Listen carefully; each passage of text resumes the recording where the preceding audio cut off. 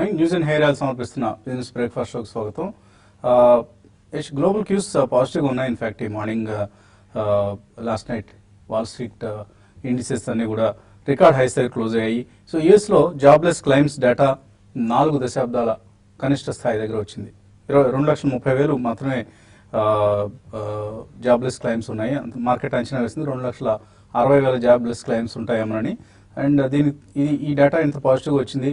అలాగే నిన్న జైనట్ ఎలెన్ కూడా కాంగ్రెస్ ముందు ఒక టెస్ట్ మనీ ఇచ్చారు, వడ్డీ రేట్లు ఇంకా పెంచకపోతే అది అతిపెద్ద తప్పిదం అవుతుంది అంటూ.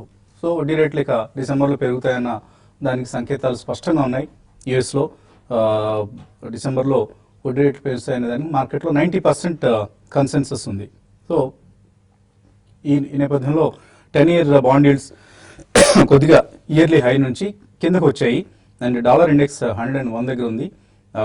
అలాగే 10-year ఈల్డ్స్ 2.33% దగ్గర ఉన్నాయి. అంటే 1.8 నుంచి 2.33, more than 50 basis points in the last few weeks మనం యూఎస్లో బాండ్ ఈల్డ్స్ స్ట్రెంథన్ కావడం చూస్తున్నాం. అలాగే త్వరలోనే యూఎస్లో వడ్డీ రేట్లు పెరుగుతున్నాయి. ఇది గ్లోబల్ సినారియో. బట్ మన మార్కెట్స్ మాత్రం గ్లోబల్ క్యూస్ కంటే కూడా లోకల్ క్యూస్ ఆధారంగా ఎక్కువగా కదలాడుతూ ఉన్నాయి. ఎఫ్ఐఎస్ సెల్లింగ్ రిలెంట్లెస్గా నిర్దాక్షిణ్యంగా కొనసాగుతుంది. మన దగ్గర డిమానిటైజేషన్ ఇంపాక్ట్ దేశాన్ని అతలాకుతలం చేస్తుంది. సో పౌరులందరూ ఇప్పుడు మిగతా పనులన్నీ పక్కన పెట్టి ఏటీఎంల ముందు బారులు తీరే పరిస్థితి కానీ చూస్తున్నాం మనం. Course government has taken a very bold decision. దేశ చరిత్రలోనే అతిపెద్ద సంస్కరణ ఇది. ఒక రిఫార్మ్గా మనం భావించవచ్చు. It's a long term gains ఎక్కువగా ఉండే అవకాశం ఉన్న జెస్చర్ ఇది. కానీ షార్ట్ టర్మ్లో మాత్రం అందరూ ఇబ్బంది పడుతున్నారు. ప్రధానంగా నిన్న కూడా ఎవరైనా పెళ్లి చేసుకుంటే 5 లక్షల రూపాయల వరకు ఇస్తామంటూ ప్రభుత్వం ప్రకటించడం, అంటే వాళ్ళ డబ్బునే వాళ్ళకి బ్యాంకుల నుంచి విత్డ్రా చేసుకునే సదుపాయం కల్పించడం. అలాగే రైతాంగానికి 25,000 రూపాయల వరకు వాళ్ళ క్రాప్ లోన్స్ లాంటి సందర్భంలో నగదు ఇచ్చేందుకు వీలు కల్పించడం. ఇలా రకరకాల చర్యలు నిన్న మన కేంద్ర ప్రభుత్వం ప్రకటించడం చూసాం. అయితే ఏటీఎంల ముందు ఎప్పటిదాకా అయితే జనం బారులు తీరి ఉంటారో, ఏటీఎంలో నగదు నిల్వలు లేనంత కాలం, అలాగే బ్యాంక్స్ ముందు బారులు తీరిన జనం లేనంత వరకు కూడా స్టాక్ మార్కెట్స్లో నెగిటివ్ సెంటిమెంట్ రాజ్యం వెళ్తోంది. సో స్టాక్ మార్కెట్స్ ఇప్పట్లో కోలుకునే అవకాశం కనపట్లేదు until this demonetization issue comes to ఒక కొలిక్కి వచ్చేంత వరకు. So maybe printing of notes capacity printing ప్రెస్ల దగ్గర, సెక్యూరిటీ ప్రింటింగ్ ప్రెస్లు ఏవైతే ఉన్నాయో వాటి దగ్గర ప్రింటింగ్ కెపాసిటీ అంతగా లేదు. అండ్ ఏటీఎంల రీకాలిబ్రేషన్ ఇంకా ఇప్పుడు అప్పుడే జరిగే అవకాశం కూడా కనపడలేదు. ఓన్లీ 10 to 20% ఏటీఎంస్ మాత్రమే రీకాలిబ్రేట్ అయ్యాయని మనకు ప్రస్తుతానికి తెలుస్తోంది.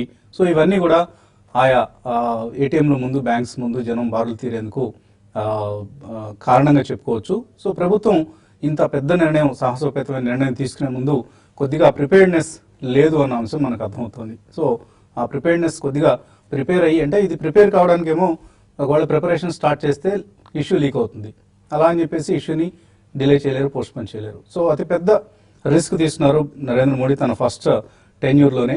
తన పొలిటికల్ కెరీర్కే ఒక బిగ్గెస్ట్ రిస్క్ ఇది. సో ఈ రిస్క్ ఆయన్ని ఎంతవరకు ప్రమాదంలో నెడుతుంది, దేశ ఆర్థిక భవిష్యత్తుని ఏ విధంగా ముందుకు తీసుకెళ్తుంది, ఇవన్నీ కూడా ప్రస్తుతానికి మనకు ప్రశ్నార్థకాలు.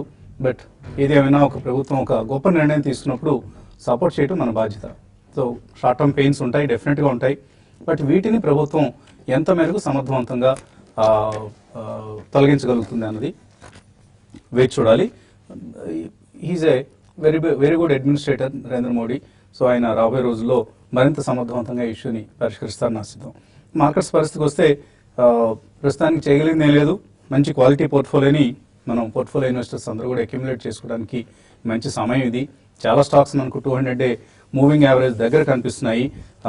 జేసీ హౌసింగ్ లాంటివి, హెచ్డిఎఫ్సి లాంటివి, Reliance capital, LIC housing, Dewan housing, Bajaj auto, Eicher motors, ఇలా రకరకాల స్టాక్స్, అమర రాజా, అలాగే HCL info, Emami, Cipla, syndicate bank, ఇలా మంచి స్టాక్స్ కన్సంప్షన్లో డాబర్, బ్రిటానియా, ఇటువంటి స్టాక్స్ అన్ని కూడా మనకు 200-day మూవింగ్ యావరేజ్ దగ్గర ఉన్న సమయం కాబట్టి అక్యుములేట్ చేసుకోవడానికి ఒక మంచి ఆపర్చునిటీ. అలాగే ఏవైతే కంపెనీస్ గ్రోత్, ఎర్నింగ్స్ గ్రోత్ రాబోయే రోజుల్లో పటిష్టంగా ఉంటుందో, like HDFC bank, power grid corporation, IndusInd bank, Yes bank, Bajaj finance, Ajanta pharma, Bharat financial, Dewan housing, capital first, Repco home finance, Can Fin homes, ఇలా వీటికి కొంత రాబోయే రోజుల్లో ఎర్నింగ్స్ డబుల్ డిజిట్ గ్రోత్ ఉంటుంది అంటూ ఊహిస్తున్నారు. లాస్ట్ 6 quartersలో ఇవి బాగా పెర్ఫామ్ చేసిన companies. Of course housing finance companies లాంటి వాటికి నెక్స్ట్ 1 to 2 quarters కొద్దిగా గడ్డు కాలం.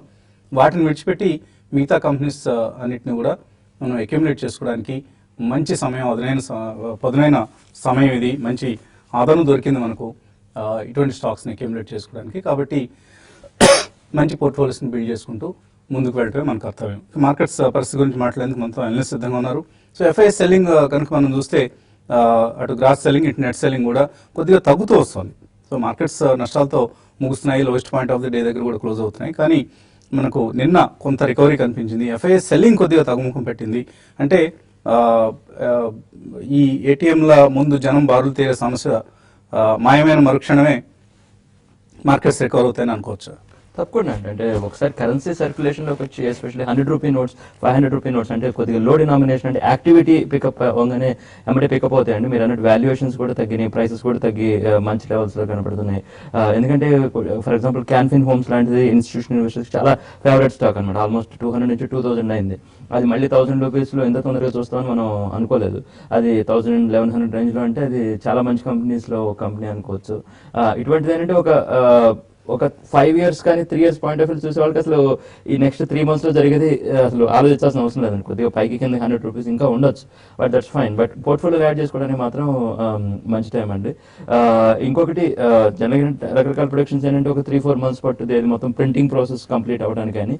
కానీ ఆ 3-4 months ప్రింటింగ్ ప్రాసెస్ అయ్యేంత వరకు ఎకానమీ ఆగదండి. అంటే వన్స్ ఈ అడ్జస్ట్మెంట్ ప్రాసెస్ అంటే 1 or 2 months అంటే బై December 30th ఏదైతే మోడీ గారు అంటున్నారో మోస్ట్ లైక్లీ ఆ టైంకి సిస్టమ్ అంతా లైన్లోకి వస్తుంది అని చెప్పేసి అంచనా అండి. అదే డిసెంబర్ క్వార్టర్ రిజల్ట్స్ ఏవైతే ఉన్నాయో జనవరి ఫిబ్రవరికి ఏదైతే వస్తాయో ఆ టైంలో రిజల్ట్స్ వచ్చినప్పుడు మళ్ళీ మనం కంపెనీస్ పర్ఫార్మెన్స్ అంత బాగోదు కాబట్టి జీడిపి కూడా 1%, 0.5 to 1% తగ్గుద్ది అంటున్నారు కాబట్టి సో ఆ టైంలో కొద్దిగా స్టాక్స్ మళ్ళీ ప్రెషర్లో రావచ్చు. కాకపోతే ఏంటంటే ఎన్ని ఫ్యాక్టరీని అయిపోయి ఉన్నాయి కాబట్టి మోస్ట్ ఆఫ్ ఇట్ మనం పెద్ద ఆలోచించాల్సిన అవసరం లేదు. ఒక్క 1 or 2 months పెయిన్ ఇన్ఎవిటబుల్, అది తప్పేటట్టు అనిపించట్లేదు. బట్ మెల్లిమెల్లిగా నిన్న అనుకున్నట్టు ఒక 25%, 30% మీరు పెడదాం అనుకుందంటే మెల్లిగా స్టార్ట్ చేయడం మంచిదండి. మొత్తం పెట్టమని కూడా అంటలేదు ఇప్పుడే, కానీ ఒక 25 to 30% స్టార్ట్ చేయొచ్చు అండి అట్లీస్ట్ మీరు పెడదాం అనుకుందాం. సో మంచి స్టాక్స్ బాగా తగ్గాయి అనుకున్న స్టాక్స్. అలాగే జగన్నాథ్ గారు చెప్పిన దానిలో December 30 ఈ తేదీని అందరూ మర్చిపోయారు. అందరూ కూడా నెక్స్ట్ 1 weekలో ప్రాబ్లమ్ సార్ట్అవుట్ అయిపోవాలి, నెక్స్ట్ 1 weekలో ఏటీఎంలో 100 రూపాయల నోట్లు, 500 రూపాయల నోట్లు విరివిగా దొరకాలి, 2000 రూపాయల నోట్లు అన్న ఉద్దేశంతో ఉన్నారు. అంత ఇంపేషన్స్ కూడా మనకు పనికిరాదండి. సర్జికల్ స్ట్రైక్స్ టైంలో ఏ విధంగా అయితే మోడీని అందరం మనం అభినందించాం, అలాగే ఇది కూడా అటువంటి చర్య, అంతకంటే గొప్ప చర్య ఇది. కాకపోతే అప్పుడేమో మనం పర్సనల్గా మనం ఎవరూ ఎఫెక్ట్ కాలేదు, ఓన్లీ సరిహద్దులో ఉన్నవాళ్ళు మాత్రం ఎఫెక్ట్ అయ్యారు. ఇప్పుడేమో మనం అందరం ఎఫెక్ట్ అవుతున్నాం కాబట్టి అందరిలో ఇంపేషన్స్ పెరిగిపోతుంది. ఇంకా ఎన్ని రోజులు, ఇంకా వారం కూడా కాలేదు ప్రాబ్లం మనం రెక్టిఫై చేయడం స్టార్ట్ చేసి. బ్లాక్ మనీ అనేది ఒక పెద్ద దశాబ్దాలుగా మనలో చిక్కుకుపోయిన ఉండిపోయిన సమస్య. దాన్ని తొలగించేందుకు 1 సంవత్సరం 2 ఏళ్ళు మినిమం పడుతుంది. సో అంత పేషెన్స్ మనకు ఉండాలి, దానికి అందరం ప్రిపేర్డ్గా ఉండాలి. సో మెంటల్గా ప్రిపేర్డ్గా ఉంటేనే ఇటువంటి ఒక సమస్యని మనం ఎదుర్కొనగలుగుతాం. ఇదేదో మోడీ గారి ఒక్కళ్ళని ఇబ్బంది పెట్టే సమస్య కాదు కదా, మనందరం ఇబ్బంది పడే సమస్య. కాబట్టి అందరం కూడా we have to cooperate with the government. అలాగే టెక్నికల్స్ పరంగా చూస్తే చాలా స్టాక్స్ మనకు 200 మూవింగ్ యావరేజ్ దగ్గర కనిపిస్తున్నాయి. అలాగే నిఫ్టీకి సంబంధించి మనం బ్రెక్సిట్ సమయంలో ఏదైతే చూసాం 7927, సో ఆ లెవెల్ని పరీక్షించే అవకాశం ఏదైనా కనిపిస్తుందా? Yeah, I think probably Brexit, probably I think we can get it అండి. ఎందుకంటే 7715 ఆల్మోస్ట్ లో లెవెల్స్ దగ్గర రావటం చూసాం అక్కడ మనం. ఇన్ఫాక్ట్ మనం నిఫ్టీ ఏదైతే ర్యాలీ చేసామో ఆల్మోస్ట్ మనకి లాస్ట్ 7 to 8 months లో 6825 నుంచి 8968 దాకా ర్యాలీ అవటం చూసాం. సో దాని 50% రిట్రేస్మెంట్ చూసుకుంటే కనుక 7897. సో ప్రాబ్లీ ఆల్మోస్ట్ ఇక్కడ నుంచి 110 పాయింట్స్ కిందకు వస్తే కనుక డెఫినెట్లీ ఒక స్ట్రాంగ్ సపోర్ట్ ఉందని చెప్పొచ్చు. బట్ మన ఈవెంట్ బార్ ఏదైతే ఉందో 8002 and 8476, సో ఈ బార్ మొత్తం మనకి సపోర్ట్ అండ్ రెసిస్టెన్స్ గా మనం పరిగణించవచ్చు. సో ఇన్ కేస్ మార్కెట్ కొద్దిగా డిప్ వచ్చి అరౌండ్ 8000, 8020 అట్లా వస్తే కనుక ఐ థింక్ షార్ట్ టర్మ్ కానీ స్వింగ్ ట్రేడర్స్ కానీ లాంగ్ పొజిషన్స్ అటెంప్ట్ చేస్తారు. బట్ లాస్ట్ 4 days గా మనం మార్కెట్ చూస్తే కనుక ఐ థింక్ 40-50 పాయింట్స్ పెరిగిన కూడా సస్టైన్ కాలేకపోతుంది. సో దీన్ని బట్టి అర్థమైంది ఏంటంటే ప్రాబ్లీ సెల్లింగ్ అనేది కొద్దిగా ఎక్కువ ఉండే ఛాన్స్ ఉంది. మేబీ 8284 అనేది మనకు ఒక కీ రెసిస్టెన్స్ గా మనం పరిగణించవచ్చు. So up side around 250 points maximum వెళ్ళే ఛాన్స్ ఉంది. అండ్ ఈవెన్ డౌన్ సైడ్ కూడా మొన్నటిలో కట్ అవుతే కనుక 8002 కింద క్లోజ్ అవుతే మళ్ళీ అరౌండ్ 110 పాయింట్స్ దాకా పడే ఛాన్స్ ఉంది. బట్ బ్యాంక్ నిఫ్టీ చూస్తే కనుక టోటల్లీ అవుట్ పర్ఫార్మెన్స్ అని చెప్పొచ్చు. ఎందుకంటే ఆల్మోస్ట్ మనకి 13,407 నుంచి 20,575 దాకా పెరగటం చేసాం గత 8 నెలలుగా. సో ఆల్మోస్ట్ ఇప్పటికి కూడా చూస్తే కనుక 33% కూడా ఇంకా రీట్రేస్ అవ్వలేదు. సో ఐ థింక్ నిఫ్టీ పరంగా చూస్తే కనుక I think bank Nifty is totally out performing అని చెప్పొచ్చు.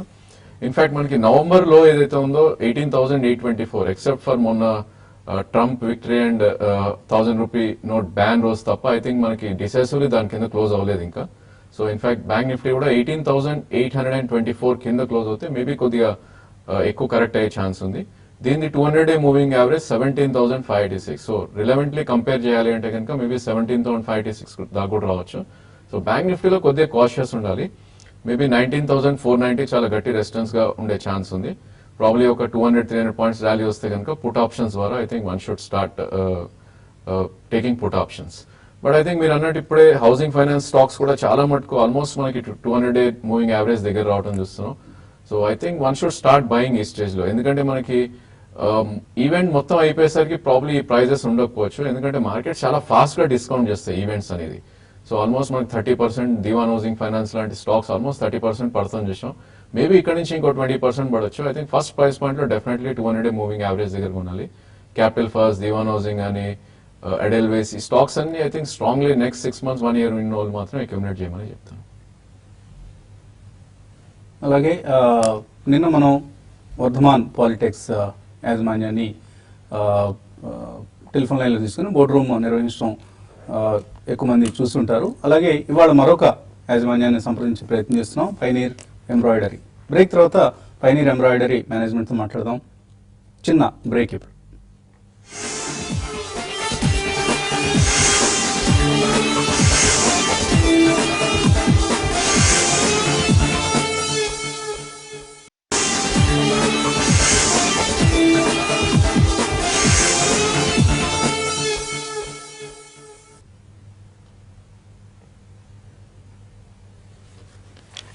న్యూస్ అండ్ హెయిర్ ఆయిల్ సమర్పిస్తున్న బిజినెస్ బ్రేక్ఫాస్ట్ షోకి తిరిగి స్వాగతం. తెలుగేతర రాష్ట్రాలకు చెందిన సంస్థల యాజమాన్యాలను కూడా నిన్నటి నుంచి టీవీ5 మీకు పరిచయం చేస్తున్న సంగతి తెలిసింది. ఇందులో భాగంగా ఇవాళ పైనీర్ ఎంబ్రాయిడరీ ఈ సంస్థకు చెందిన క్వార్టర్లీ రిజల్ట్స్ రీసెంట్గా రావడం జరిగింది. సో రిజల్ట్స్ ఎలా ఉన్నాయి, కంపెనీ భవిష్యత్ ప్రణాళికలు ఏంటి, ఇవన్నీ మనకు వివరించేందుకు company managing director Harshavardhan Basi మనతో టెలిఫోన్ లైన్లో కెనడా నుంచి మాట్లాడేందుకు సిద్ధంగా ఉన్నారు. So good morning mister Harshavardhan. Good morning, Mr. Vasant Kumar. How are you? Fine, thank you, sir. So how is your overseas trip going on? First of all, thank you so much for having me over on your channel, and the trip is going well. So I've been between US and Canada last 1 week. Yeah. So it's all good now. So thanks for joining from Canada all the way. And yesterday you were in New York. So how is the mood in USA after Donald Trump's victory? Well, the election is over. The big event is all done and over with, and right-wing politics is won. And I believe it's business as usual. You see, Mr. Trump is won, and now people are coming to terms with his win, and everyone is getting together to ensure that the presidency looks good, and that's a good part. And all his interviews post his win, he's shown a different side, which, if proven correct in his tenure, should be good. And the good part is that Senate, the House, it's all with Republicans, and so is the presidency. And I believe there would be clarity in policies, which should be good. So good for companies like you who gain around 20% of the revenues from exports. And I was going through your quarterly numbers. The top line saw a marginal decline while the operating profit grew by around 36 lakhs. So how do you analyze last quarter's performance? See, actually, if you would analyze, carefully, if you see the numbers carefully, yes, while the sales have gone down to 59 crores from, 60 crores. compared to the previous quarter, which was like 60 crores. Yeah. And if you compare to the same quarter last year, but it has gone down by about 8.4%. But it's basically because of the average realization has gone down because of the crude prices. The crude prices have gone down, so that in fact resulted in the lower input cost for our yarn business, which is 80% of the turnover, and that has resulted in lower sales. While if you analyze the EBITDA, it has increased year-on-year basis from 436 lakhs. It has come to 451 lakhs, which is only because of better efficiencies that we managed to achieve. Mm-hmm. As far as PAT is concerned, that is where probably the confusion is, because PAT, if you see, in the previous year is showing for 33 crores. True. Which largely was because of the write backs as a result of the restructuring that we've been undertaking last 3 years or 4 years, when we were leveraged to quite a high extent. Okay. And so it was just right back. The business profit in the entire figure for the last year was just 29 lakhs. While for the same quarter this year is 101 lakhs, which is like 1.1 crore. Okay. Which in effect is higher. If you compare a 29 lakhs versus 101 lakhs, it's a higher number, and purely from operational standpoint. So I think we've done better actually. Good. So, and you have successfully reduced your debt in the past 5-6 years. So, going forward, what are your further plans to reduce the debt? See, we have reduced the debt to a very, very manageable level, extremely manageable level. And now we are also in midst of our expansion, actually, as we speak, in our for our yarn business. So going forward, we intend to bring our interest costs down further by replacing the high cost debts, and at the same time put money in actual business and to increase the income as well.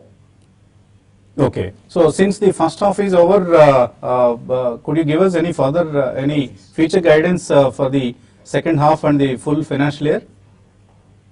See, I mean, I would not be able to give you numbers, as we're not allowed to make forward-looking statements. But at the same time, we are really looking forward to the second half, because in January we are expecting our yarn plant to the new expansion that we're doing to start generating business. So in our plant there, currently our capacity is 12,000 tons per annum, and we are increasing it to 19,000 tons per annum. Oh, so quite a significant expansion. So how do you plan to raise the resources for this? Sorry, come again? So how do you plan to fund this expansion? It's already been funded, as we had issued some preferential equity and also through internal accruals. Okay. So in fact, the machines are already reaching the plant, and we are starting that process. And by January, hopefully, we should be seeing commercial production.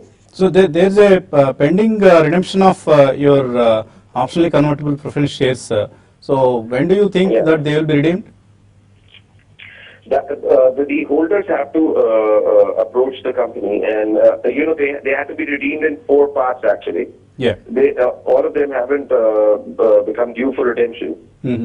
So this was part of a restructuring where at a certain time, at the behest of the holder, we were supposed to redeem it. Okay. And so that process is already on, and as and when it is over, it will be announced. Right, sir. We will leave you with that, and we wish you all the best, Mr. Harshvardhan. So that was Mr. Harshvardhan Basi, Managing Director, Pioneer Embroideries Company. Debt reduction దిశగా అలాగే expansion దిశగా కార్యకలాపాలు సాగిస్తోంది. So రాబోయే క్వార్టర్స్లో మరింత మెరుగైన పనితీరు కనపరుస్తామని సంస్థ యాజమాన్యం చెప్తోంది. సో ఇది మనం TV5లో కార్యక్రమాన్ని ముగించి యూట్యూబ్ ప్లాట్ఫామ్పై కలుసుకోవాల్సిన సమయం ఆసన్నమైంది. కాబట్టి మన మెయిలర్స్ని కాలర్స్ని కూడా యూట్యూబ్ ప్లాట్ఫామ్పై youtube.com/tv5money/live ఈ కార్యక్రమంలో కలుద్దాం జస్ట్ ఆఫ్టర్ ఏ షార్ట్ బ్రేక్.